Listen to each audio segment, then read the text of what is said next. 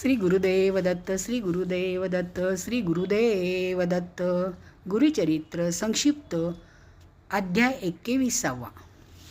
ब्रह्मचारी वेशात असलेल्या श्री गुरुने उपदेश करून देखील ज्यावेळेस त्या स्त्रीचा शोक कमी झाला नाही, त्यावेळेस तिच्या मनातील भाव ओळखून श्री गुरूंनी गुरुस्थानावर ते प्रेत घेऊन जाण्याचा तिला सल्ला दिला. त्या स्त्रीने औदुंबराजवळ ते प्रेत नेऊन गुरुपादुकाजवळ ठेवले. त्या ठिकाणी तिने अतिशोक करून पादुकावरती डोके आपटून घेतले. त्यावेळी तिच्या मस्तकावरील रक्त पादुकावरती सांडले. त्यानंतर ती निद्राधीन झाली. तिच्या स्वप्नात एक रुद्राक्ष माळा धारण केलेला भस्मांकित जटाधारी पुरुष येऊन, "काय झाले तुझ्या कुमाराला? आता त्यावर उपाय करू."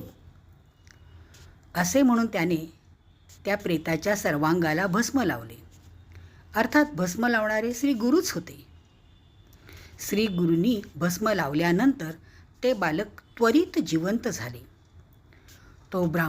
ती ब्राह्मण स्त्री ज्यावेळेस जागी झाली त्यावेळेस स्वप्नाप्रमाणे खरोखरच ते बालक जिवंत झाले होते.